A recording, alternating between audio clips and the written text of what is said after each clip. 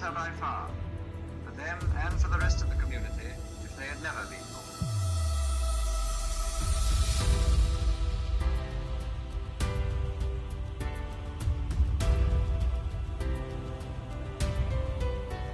The concept of eugenics sprung from the merging of two Greek words, EU and genus, meaning of the words have since formed the bedrock for the perpetration of this nefarious agenda against the human race.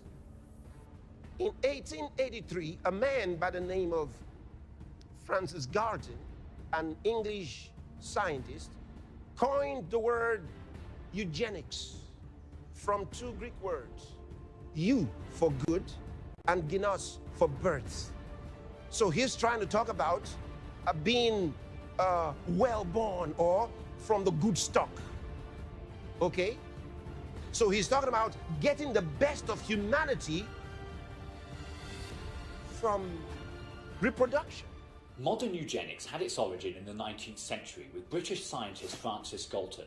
A polymath who made important contributions to many fields, Galton was hugely influenced by his cousin, Charles Darwin's Origin of Species. Galton was the first person to apply Darwin's ideas to humans.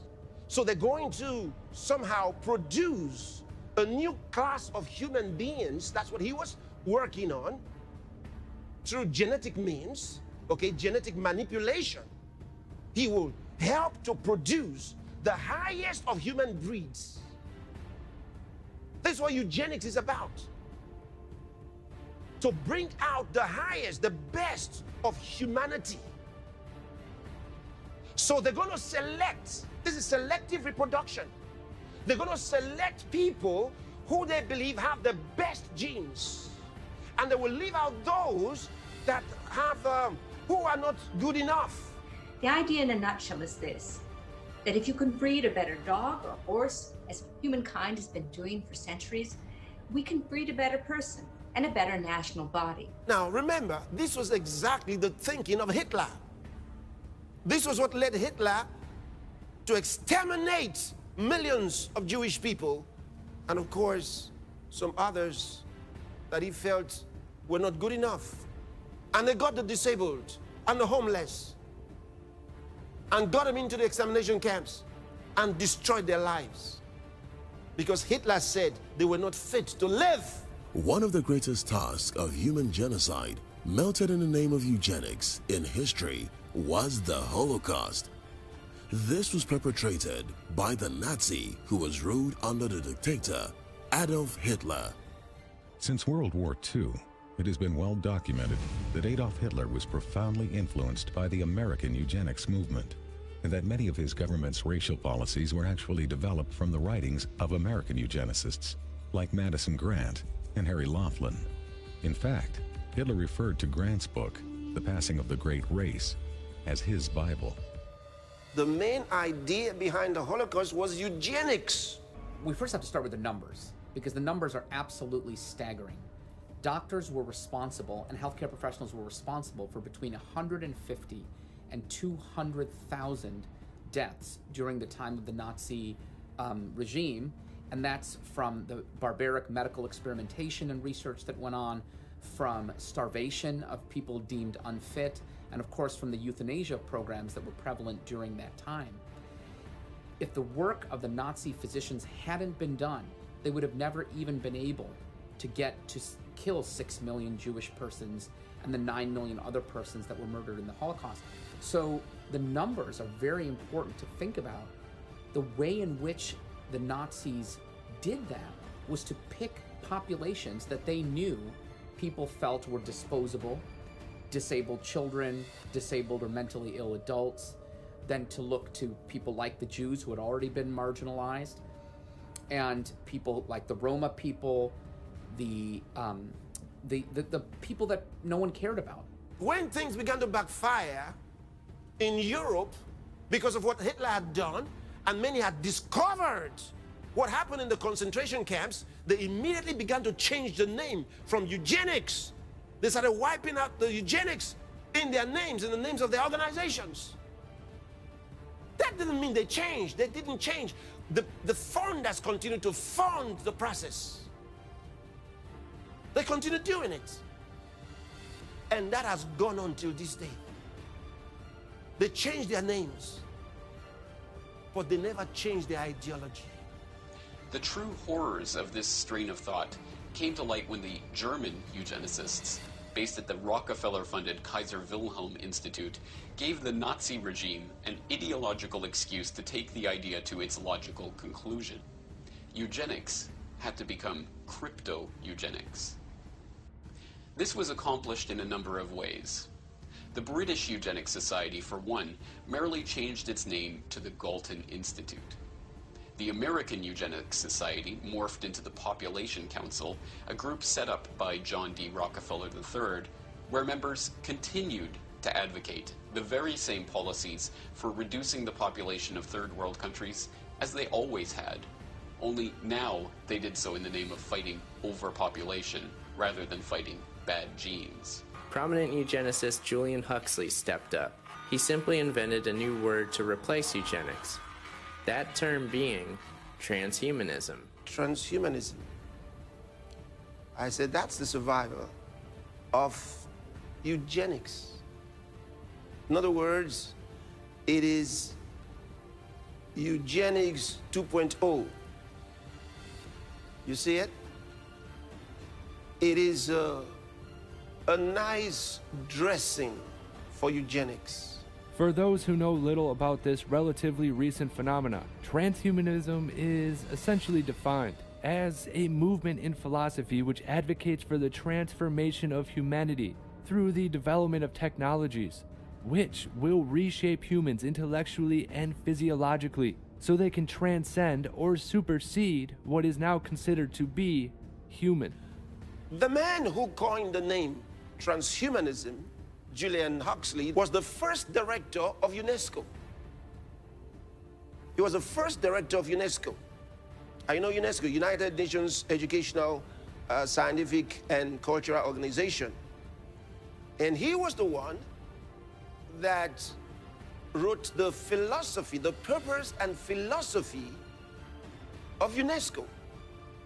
Now, UNESCO is the organization that's behind, get this, is the organization that's behind the ideology of education, the educational policies, all right? And behind what should be endorsed as science. And to regulate human cultures. That's to let you know how powerful this organization is. The United Nations Educational, Scientific, and Cultural Organization, UNESCO, is the education arm of the United Nations. UNESCO is fast becoming an international school board. This means parents will have no choice, parents will have no say. All children will be under the direction of UNESCO. In 1949, UNESCO published a 10-part series for teachers entitled Toward World Understanding. Let me read just one statement. As we have pointed out, it is frequently the family that infects the child with extreme nationalism. The school should therefore use the means described earlier to combat family attitudes. That's UNESCO. This Julian Huxley was a eugenicist and a humanist. By the way, you really can't be a eugenicist without being a humanist. And in humanism, two characteristic things about humanism is that, first, they must extol the so-called excellence of the man of the good stock. Because everybody can get there as far as they're concerned. So you see, eugenics and humanism, they go together. The second thing in humanism is that it must reject any doctrine on the supernatural or religion. It does not accept. Now, by the way, religion defined. In other words, in terms of its relationship to God as the creator. Humanists assert that humans must be responsible for making their own lives better. As humanists, we do not rely on gods or angels for help. When I say I'm a humanist, that kind of tells you, at least I'm a secular humanist, you know, I don't believe in God, there's the secular part of it, but humanist tells you what I do believe in. But to me, it means, look, I'm good without God, and that to me is a simplistic version of humanism. So I call myself an atheist first and foremost, but if you ask me, am I a humanist, the answer is yeah, absolutely. You're a humanist. Do you really understand what you're saying when you say you're a humanist? Those who have created for themselves the cocoon of humanism are actually imprisoned for Satanism. You've been captured. You've been captured by Satan the deceiver. You have been deceived. The deception of the transhumanist agenda and its associated ills, bear at the heart of it is an evil-inspired plan which it targeted at the control and elimination of the human race, as well as the replacement of man with creatures who will be subject to the controls of these technocratic dictators. The transhumanist movement, they think the human being is flawed, and they think that the human being needs fixing. Therefore, that if we create artificial intelligence, if we create machines, if we create advanced robotics, and integrate and merge our human DNA with machine AI technology, then that's how we achieve superpowers and that's how we become Superman. But yes, you will enhance your abilities to a certain degree, but you'll never transcend the matrix because you'll always be susceptible and you will never be able to rise above the level of the programmer. What they are expecting is to manufacture bodies and minds. Now you say, what is that? What's the purpose of that? Oh, very simple. I told you about the new human beings. Now they've come out to the open to tell you that's what they want to do. They feel that the current crop of human beings is a problem, especially those in Africa and Asia. Now, in the past, many tyrants and governments wanted to do it, but nobody understood biology well enough, and nobody had enough computing power and data to hack millions of people.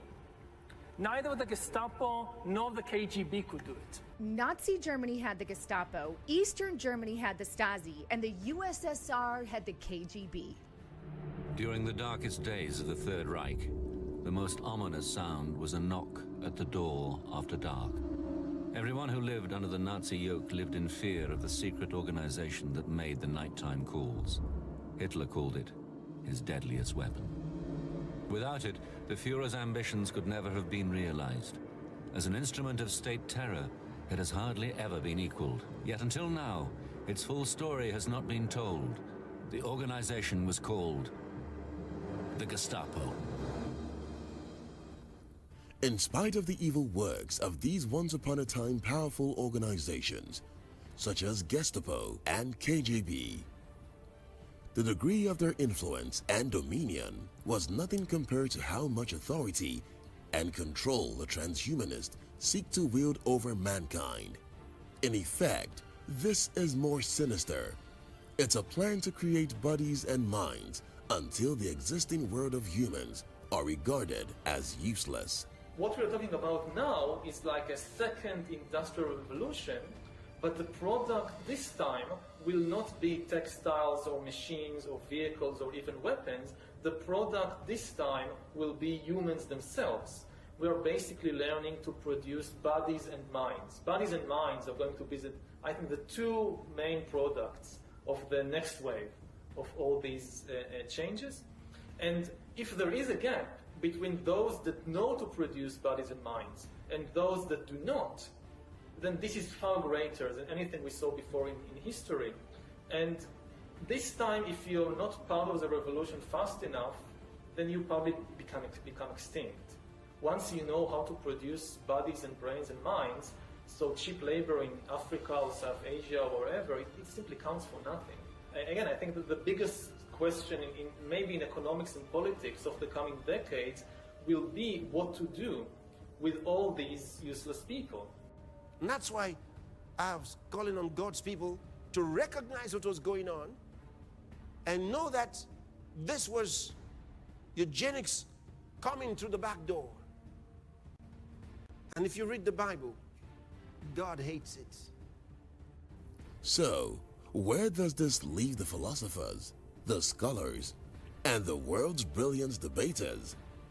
God has made the wisdom of this world look foolish. 1 Corinthians chapter 1 verse 20.